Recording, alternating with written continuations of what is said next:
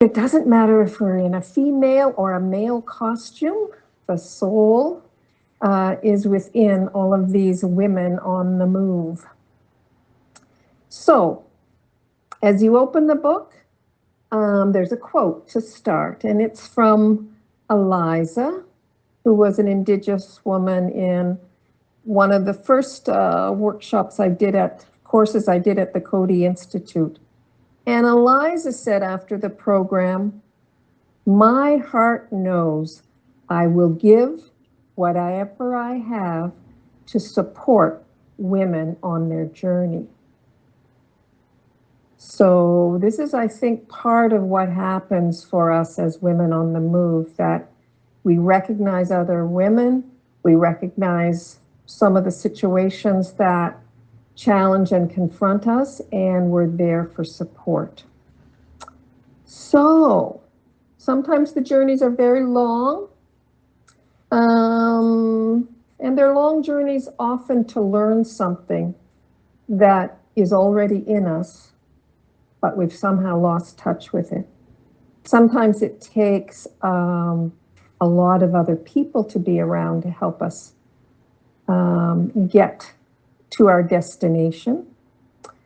Sometimes it takes a lot of repeated mistakes or missteps to discover what it is that we need to learn.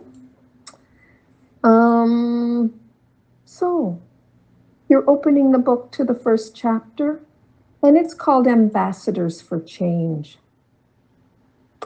And in this story, it's about young women. And it's got some of my story in it, but it's got the story of a lot of young women who I've met over the years in leadership courses from around the world, and particularly at the Coady Institute. I started doing courses there in the 80s for men and women, and there would always be a majority of men and very few women. And I was delighted around 2010 that the Coady decided to have an affirmative action program to get more women from around the world to come to their leadership program. And as a result of that, more women did come, and more women were present in the classroom, and it really felt like if there were 60 people in the room, there were 20 or 30 women, and it really felt like community. So in having this affirmative action approach, they also designed or requested that I design a leadership program for women, which I called Community Development Leadership by Women, and invited my friend Emily Sekazwe from Zambia to work with me. So we designed this 3-week course, and the number of times we had young women come to the course and just kind of sit down and say, "I've been trying for 5 years to get here, and I've finally arrived." And often it was the first year of their organization or their family not allowing them to go anywhere on their own. Then it would be another year of the Canadian government not giving them a visa so they could come. "Prove to us you've traveled. You haven't traveled before." And it always seemed so illogical to me that that would be a reason why you would say you can't come and take this course because you've never traveled before. So they kept trying, and they kept trying, and they arrived. They arrived in little old Antigonish, Nova Scotia. Often they were from big cities like Mumbai and Singapore and around the world, you can imagine, and they're in this little community, and they really bond. And some of them have traveled tens of thousands of miles to get there. And I call this Ambassadors for Change because each one of them, much like Eliza said in that opening quote, knew that she wanted as many of the women in her country to be able to get here as possible, to go through an experience that would awaken the soul to be supportive of other women and men in leadership positions who were interested in radical education, in transformative change. So the distance I suggest that they traveled was from occasional learning to persistent learning. And they persisted in their ambition to get here. And it was a very important quality.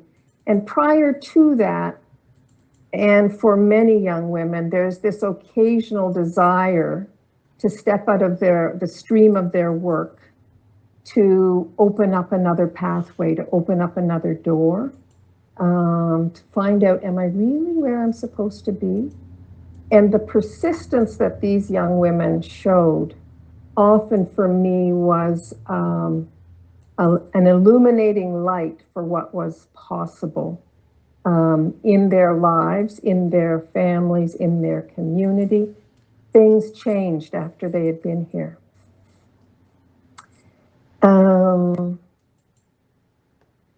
Yeah. And the little bit of that was my own story was, and I'll say some more about my own learning later, but I really wanted to pursue education to the highest level I could. And I wanted to do it in Nova Scotia. And I got to a certain level and you couldn't study at that level in Nova Scotia at that time. You had to go outside to Ontario. And it often made me think there's something about me having to travel now, being outside my home province, that's important. And I'll find out what it is. But anyway, that's another bit of the story. So from occasional to persistent was a distance that many young women travel to become leaders in their communities. So I'm going to stop there, give a pause and let you think about, have you traveled that road from occasionally being interested or wanting something to becoming persistent in getting it?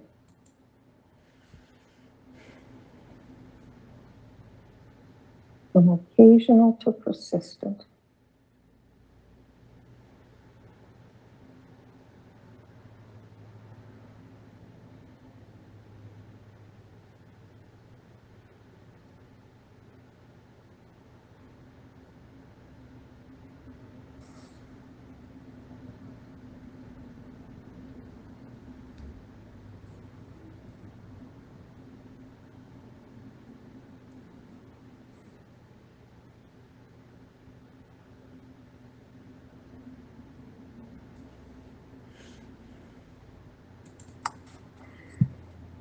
Okay, we're opening the book to chapter 2, and it's called Be Your Best Self.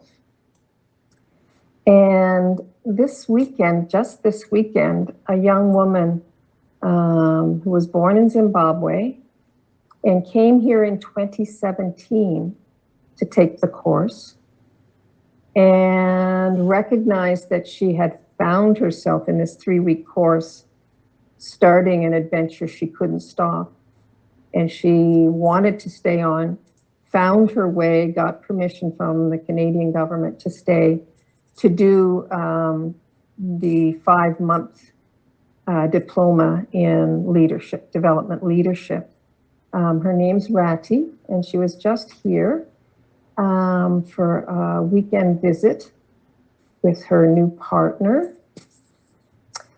And I asked her about being a woman on the move. So I'll ask Judy to, I did a little one question interview with Ratty. And if that doesn't work, Judy, I'll try on my side. No, it'll work. I I just need to do advanced and share sound I can't hear only. you. Oh, yes, it will work. I just needed to share sound only. So tell me if you can hear this.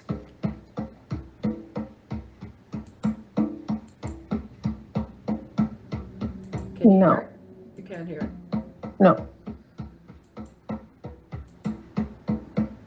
Really? Either at home or here. You hear the no, drumming? You don't hear anything. no. Isn't that interesting? Okay, so I have another option. Okay.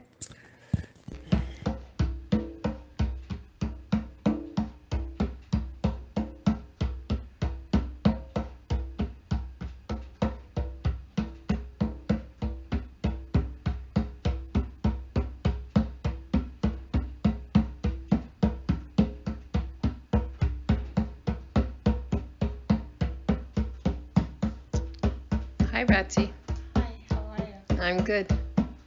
I wanted to ask you one question today. Because I know you're a woman on the move, and both in your birth country of Zimbabwe and now in your home country of Canada. And I was wondering about one or two situations you've been in that have challenged you, but spiritually you've been able to keep your peace of mind, either at home or here, in this home. I would say my personal experience of moving from my home country and coming into a totally different land which had completely different background and culture and traditions. The challenge is mostly maintaining what you come with because you're coming into a new society and you're trying to adapt to also be part of this community, and it's a very big challenge to also maintain who you are and your practice you come with from your personal background and also intertwine with this different society. So it's a bit of a challenge where there are cultural dynamics that might not be accepted or interpreted differently. Yeah, I found that to be the most challenging thing in my spiritual, not just spiritual, even social, Mm-hmm. I would say settling. Yeah.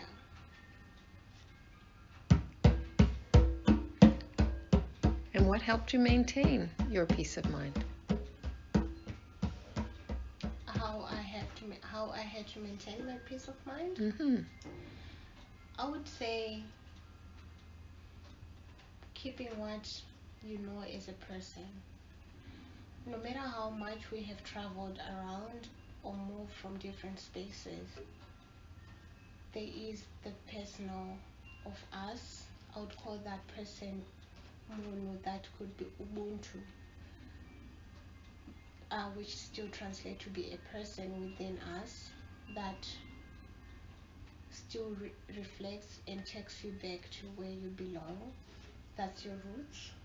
That's what you have known growing up. And the beauty about this person within us is it's open to the things that relates to what has made you to be today. And it's there. If you look for it, you'll find it. That's great. Thank you so much.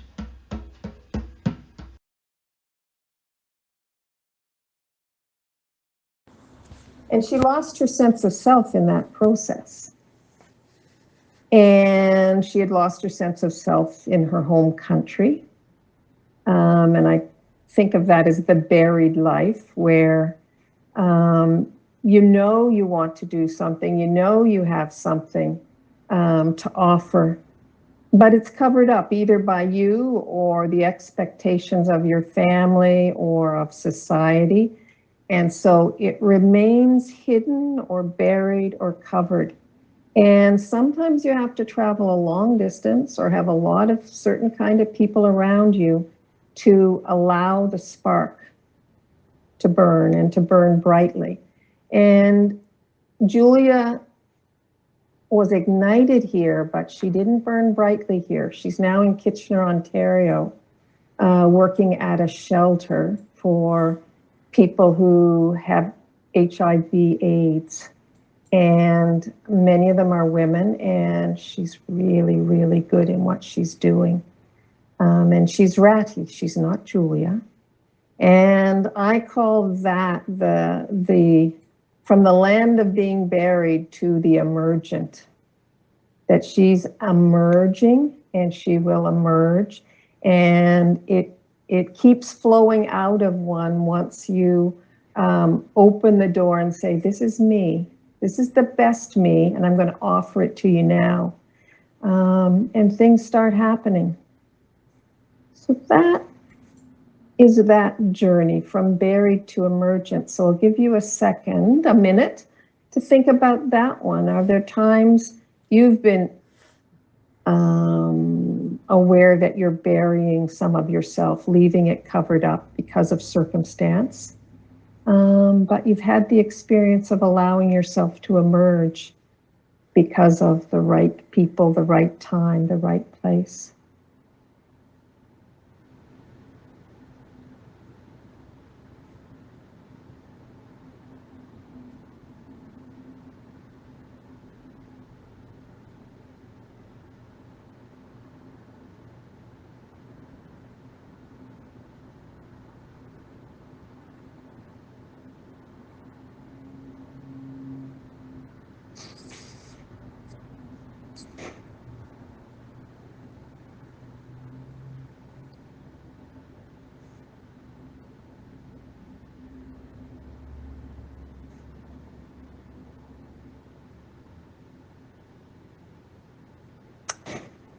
So chapter 3 is called Learning is Fun. It was one of my biggest lessons in my life. And I only had to travel 135 kilometers to learn this lesson to Tatamagouche, Nova Scotia from Halifax. And I was working for the provincial government in the youth agency in Nova Scotia, and loved my work and wanted to be better at it. So I decided to start a master's at St. Francis Xavier. And that was really, really a big step, because even going to university, I went to university out of high school.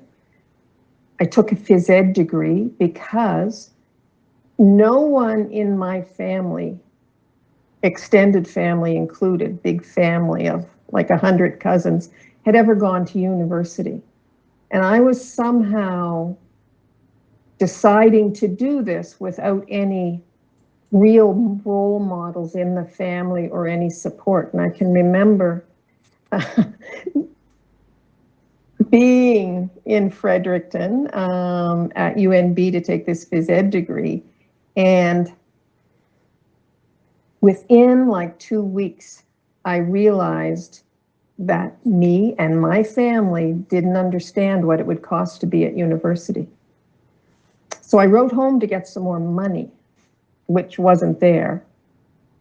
And my dad sent me $50.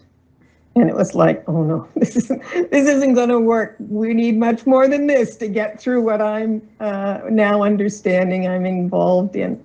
So there was a prof, a guy from Nova Scotia there, and I talked to him. And he said, well, they're setting up something new. And if you agree to teach back in Nova Scotia for 2 years, we can get you a loan that'll get you through the whole 3 years was all I had to do. So, little hurdle, but I got over that. I really wanted to be there. Came back, had several jobs, and landed this one with the Nova Scotia Youth Agency, and decided from there to continue my education and get a master's in adult ed. And it was a distance learning program, which was unusual then, self-directed. And I got engaged in it, and I was doing what I wanted to do, but it didn't ignite the excitement in me that I knew would have to carry me through this. So I carried on with it, but my boss told me about this program at the Tatamagouche Center called Education and Program Design. So I went. It was a 1-week program, developing educational programs based on the needs of the people who might be your participants. And it was very experiential. Every day we designed something for other people in the course. So really creative, really wonderful. And I can remember around day 4 that in one of my small groups, I realized I was having so much fun. I was learning a lot, and I was having so much fun doing this design work. And I knew that this was something that had to be part of my life, and that I wasn't getting it in the university program, but in this community setting, I was really getting it. And coming back into the larger group out of the small group, and thought I would just say, something like, we had a great experience, and I've discovered learning is fun. Well, as soon as I said it, I started to cry. There was so much emotion in me that I had discovered learning was fun versus what I had been experiencing up to that point in my life. And that just became, and at that same workshop, I met another woman, Lynn Earlham, who a month later said, the Ministry of Transport in Canada is looking for a couple of people to design a program for their clerical staff. They know that these women can move up higher in the organization, and they're not doing it. Let's put in a bid for it, which we did. And a year later, we quit our jobs and developed a company called People Development to pursue that kind of work, to open up spaces that, in fact, organizations wanted them to open up, but they hadn't and didn't, and needed something designed specifically for those situations. So it was a wonderful experience, and learning is fun. And I felt like the journey I made in that time was from around being mistaken about what education was about to finding an accurate representation experience for me for what learning was. So moving from that sense of something, a belief inside me that was a mistake. It wasn't an accurate picture, that nobody in my family was educated, so I couldn't be, or that learning had to be by the book, academic versus in community and fun. So I talk about that journey as from mistaken to accurate, an accurate perception of self and what's possible. So I'd like you to think a little bit about your own journeys. Was there one that took you from a mistaken identity or an assumption about yourself to an accurate picture of who you are and what's fun and meaningful for you?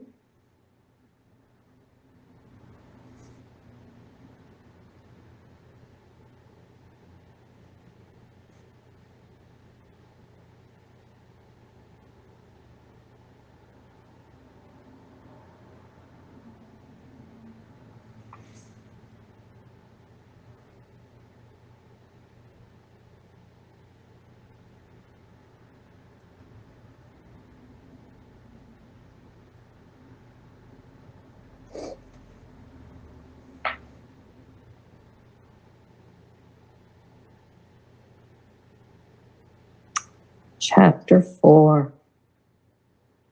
Chapter 4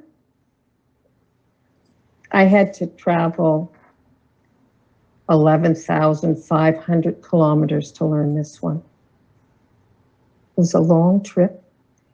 And it was to Zambia in southern Africa. And a woman I met at the Tadamagush Center, Joan, had been asked to do a participatory evaluation of a women's development program in Zambia. And this program was run by CUSO. Well, some of you would remember CUSO, still operating. And the program was in its 4th year, and they wanted to know whether it was making a difference in the lives of women. So Joan and I paired up with 2 Zambian women, Patricia and Edna, and over 3 months split up into teams of a Zambian and a Canadian and traveled around the country to the program areas where the Women's Development Program was operating. And we would engage women in that area who had been introduced to the Women's Development Program by a field worker in efforts to either change literacy levels or to start cooperative businesses or help their children get an education. There were all sorts of things happening in these different places. And we were doing a participatory evaluation. And it involved many things. Joan had also been at the Tadamagush Center, and so there's lots of creativity in it. And we often started with having women draw a picture of the things that were meaningful to them that enabled them to have security in their lives. And I can remember women picking up a crayon or a pencil, and they'd never held one before, and beginning to draw something. And it was just like, whether they did more than that, they were so excited by this ability to put on paper some representation from their own mind, something that came out of them, and they got to take them home with them, and they were just so pleased. These women couldn't read, they couldn't write, but they could draw, and they had never done it before, and often it was like an illumination for them. This program was doing amazing things, and our time in the country allowed us to know that. But one of the big things that that came out of it for me was another moment where we were leaving a community, and they always tried to give us something when we were leaving.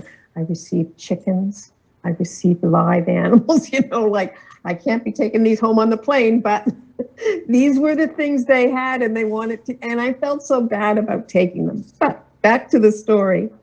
One of them said, and it wasn't about Joan and I so much, but it did have to do with the white skin a little bit.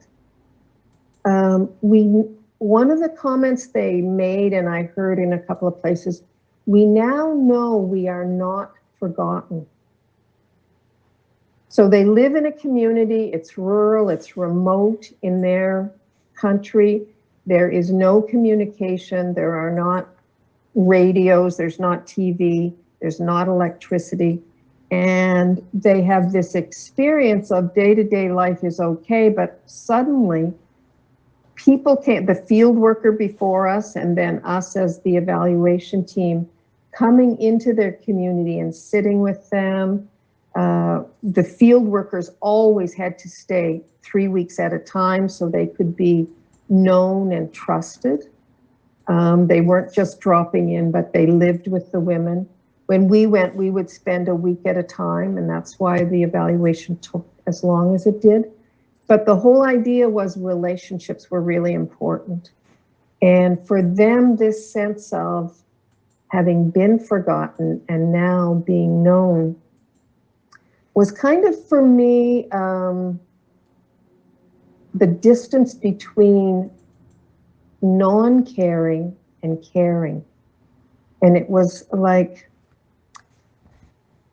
it's like sometimes I feel as a person living in a developed nation, we are cold-hearted. We hardly know the lives that others lead in other countries. And for these women to not be forgotten meant there are people who have a concept of the world, and we're part of that, where we belong. And I was telling Judy this just last week, another participant from Patience is her name, from Cameroon. She was here in 2014. Cameroon is going through hell like we understand what Afghanistan and Syria is going through. And she was phoning. She finally got my number on WhatsApp so that she could phone. And she was phoning because she was feeling forgotten. She was feeling like there's nobody who knows what we're going through and nobody who understands.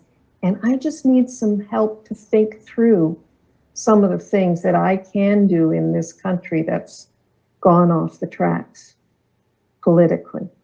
And just to be able to have someone outside who knows you makes all the difference in the world to people who are in difficult situations in their own country for whatever reason, whether it's political or what have you. So I think about it as a distance, a long distance that we sometimes have to travel from either being uncaring, even to the extent of cold-hearted, to be caring. So I'd like you to think about that journey in your own life. Have there been times when you've moved from maybe not even knowing that there was attention needed, from uncaring to caring? And it could have been very local.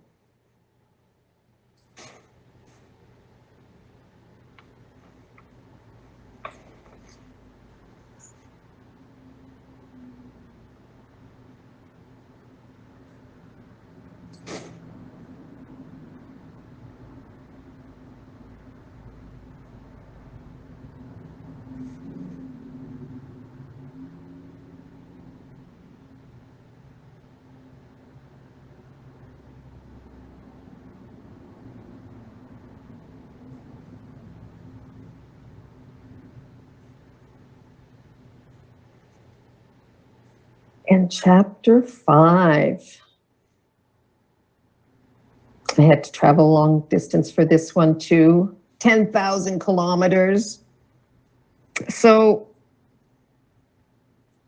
this is my journey to meditation, becoming a meditator. And the reason I say I had to travel 10,000 kilometers was I was introduced to Raj Yoga when I was living in Ethiopia, in Addis Ababa. And prior to that time, living in Nova Scotia and working in Nova Scotia, being in the social context that I was in, I'd heard lots about meditation, different forms. I tried Silva mind control and transcendental meditation and this and that. And there was lots that happened at the Tadlagush Center that I took part in, but I had never committed myself to a meditation practice. Lots of introduction, lots of searching, lots of moving around. But when I was in Addis, I very early on was invited for coffee by a woman who had been in a program I had done in Zambia. So she was an Ethiopian who, her funding agency for her project was Italian. It also funded a program in Zambia. And she had come there and I'd been one of the trainers and we got to know each other. So when I arrived in Addis and she invited David and I out for coffee, she brought her husband along. And her husband, an Ethiopian, worked at the American Embassy. Beautiful couple, lots of good times with them. But as soon as he met me, he said, I think we're going to work together sometime. And here's my resume. Okay. Thank you. Sagai is his name.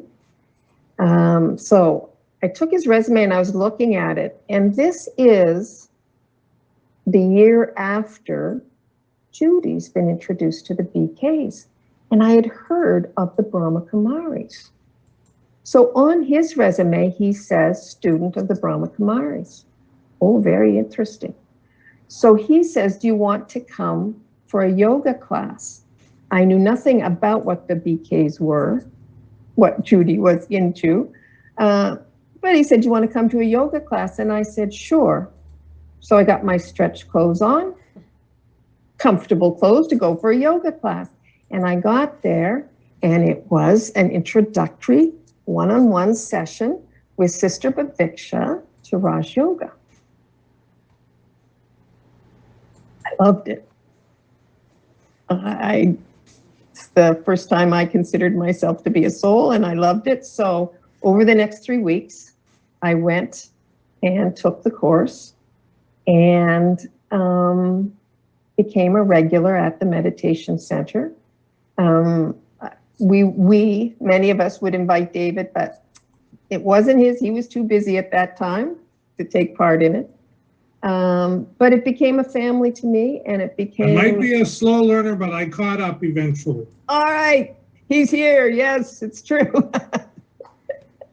So I became a regular there, and after, I think, the first year, I was invited.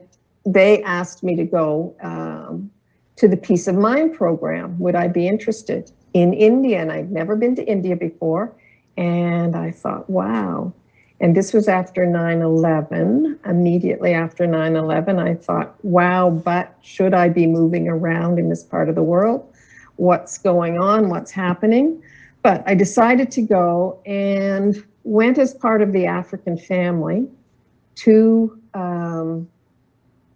India, arrived in Ahmedabad, and went to the center where the family from Africa would go because of connections, and met kids there, kids that again introduced me to thoughts about myself as a soul that I had never heard before and never thought of. And then went up the mountain to the campus of the Brahma Kumaris and roomed with this woman whose son was a BK in Kenya, Patrick, and got to know Patrick and his mom, and again felt that sense of family and community and how important that was to a meditation practice. And so I had learned meditation. I was practicing Raj Yoga. I hadn't fully understood all the principles, but once I got to Peace of Mind, all of that opened up. And I started experimenting in lifestyle choices. I had been a vegetarian for a long time, but there were other things that I needed to experiment with to ensure that my meditation practice could be the best experience it could be for me and for the people I would interact with on a daily basis. So I call this chapter, I call it You Had to Come Here, because I considered that I was apathetic toward meditation prior to arrival in Addis. Been introduced lots of times to different kinds, but I hadn't taken it up. And the son of a woman David worked with, a physicist, came to visit his mom, and he did something called Translocation Astrology. And so he read my chart, and he said, I want to tell you, Debbie, If you had stayed in your birthplace, Nova Scotia, you would never have found your spiritual path. The structures there are great for what you want to do in business and education, but you would never have found your spiritual path. You had to come here. Anywhere on this this longitude in the world, you had to come somewhere here to open up to your spiritual self. I found that quite fascinating and an important part of my journey, to realize that all of us, those young women I talked about in chapter 1, myself in chapter 3, all of us have these social structures that we're part of that limit us in some way. And it's written in the stars that that will limit us until we move from that space. So I moved from apathetic to enthusiastic. For me, meditation is something that is an important part of my life, that without it, things would not move along smoothly. I would not be able to have the insights I have. I would not have the energy that I have to challenge some of the things that are happening around me in society. So, apathetic to enthusiastic. I'd like you to just take a moment, pause, and think if there's something in your life you're enthusiastic about that came from a place that at one point you really didn't care. You were pretty apathetic about that. For me, it was meditation. For you, it might be something else. What's been your journey?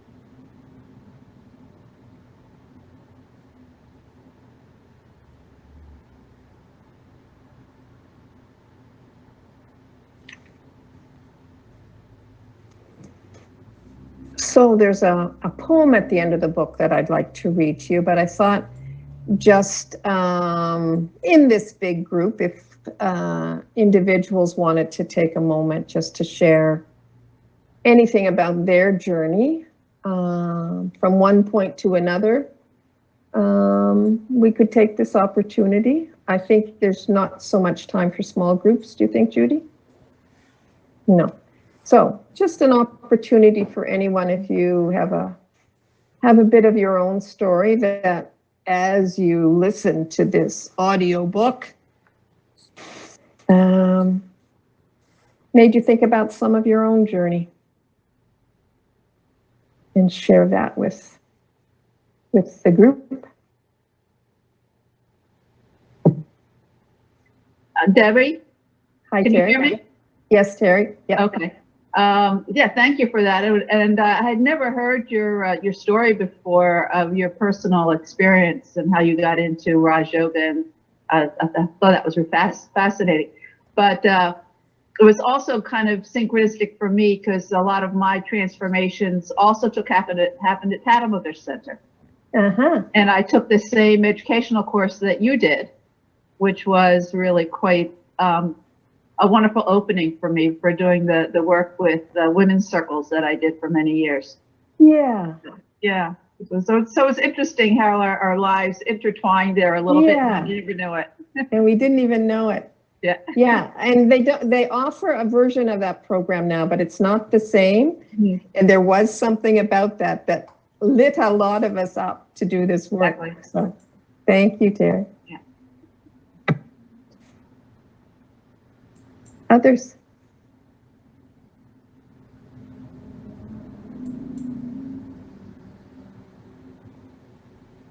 Just a comment, Debbie, I think it must have been a tremendous cultural experience, as well as spiritual, to be, surrounded by folks from, as you say, a completely different world. How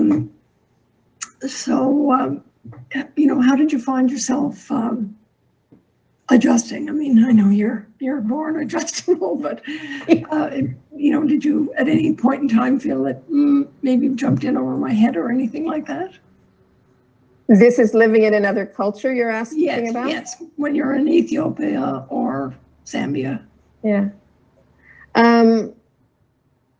Some of the other travel I did that was short term, like, I can remember being in Hong Kong one time to do a program over a 3-week period and going out for a walk one night and getting lost. There are times like that that I felt, oh, this is crazy. What am I doing here? How did I allow this to happen? But in almost all the other situations where I was in an intercultural setting, I really found other people are very interested in taking care of you as a woman from another culture. And they're very supportive, and I often felt that I am so lucky to be here with these folks or this or whatever was happening. One of the best experiences I had interculturally was in Ethiopia, taking French as a student with Amharic speakers who couldn't speak English, who were learning French, and me, an English speaker who couldn't speak Amharic, trying to learn French. And the only thing that we could do to try and understand each other was learn French, right? And it was great because I couldn't fall back into English. So I think there's something about that that is about stepping into territory that's unknown to you as well as the other to find a meeting place.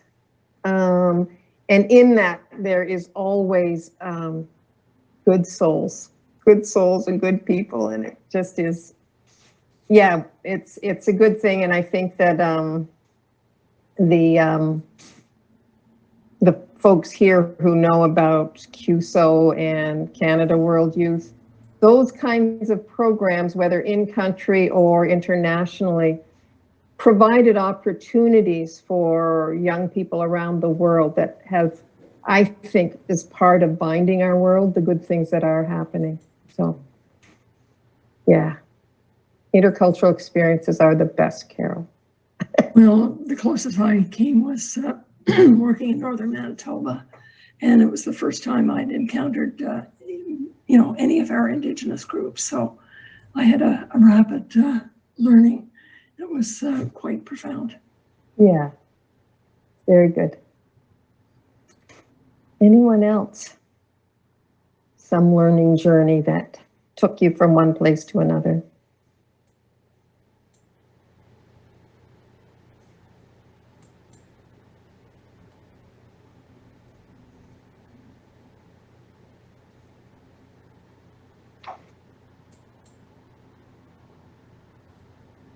Is it kind of, Debbie, kind of like a soul's calling, you think?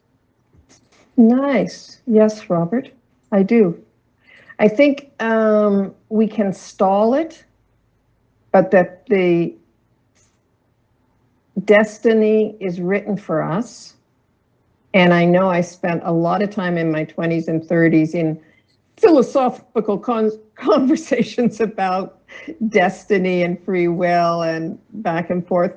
But I think that there is no coincidence that all of us are on this call tonight, that all of us have been on the journeys that we've been on. and that we are going to go places with who we are and what we know because of a calling of the soul. The soul will take itself to its destiny, and we might stall it sometimes because of illness or attraction to something else, but the soul will go where it needs to go. Yeah, nice point. So kind of from the, that's kind of like in the mistaken to the accurate, the soul will take us where we are meant to be. And we can have lots of assumptions and misunderstandings about who we are because of family, society. Yeah, I made a note in the chat about Pilgrim's Progress. And although it's a Christian book, I think it has some analogy that we have all these gates that we have to pass through in order to go on our spiritual journey. Nice. Very helpful. Great. Well, maybe it's time for a poem. It's a poem that gets posted on the wall in this house. So here it is. It's called For the Love of the World, and it's by Charlotte Tall Mountain. For the love of a tree, she went out on a limb. For the love of the sea, Kathy knows it. For the love of the sea, she rocked the boat. For the love of the earth, she dug deeper. For the love of community, she mended fences. For the love of the stars, she let her light shine. For the love of spirit, she nurtured her soul. For the love of good times, she sowed seeds of happiness. For the love of the goddess, she drew down the moon. For the love of nature, she made compost. For the love of a good meal, she gave thanks. For the love of family, she reconciled differences. For the love of creativity, she entertained new possibilities. For the love of her enemies, she suspended judgment. For the love of herself, she acknowledged her worth, and the world was richer for her. I love that poem. Beautiful. Beautiful, Deb. Yeah. Absolutely beautiful. Thank you for all those journeys. What a lovely take on women on the move. It's like we're on the move between this kind of place and that kind of place, this kind of consciousness, that kind of consciousness, and it's all just a learning journey. Yeah, It's I really really feel that's where I've been. Yeah. Yeah, that's beautiful. You as the woman, and you with all the women you've worked with. Mm-hmm. And us as the souls who, some of us are in women's bodies, and yeah. But yeah, the journey of the soul, that's very beautiful. Thank you, Deb. You're very welcome. Really, that was just so lovely. Wasn't that lovely, everyone? I mean, we've all loved So the books, the living library books, you know, it's really great. So. Yeah.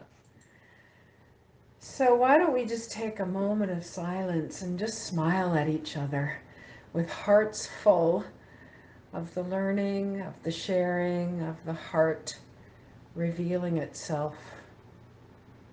There is one more thing, though, before the silence. Go, Deb. There was a hidden message in my destinations. Did you notice it? Hidden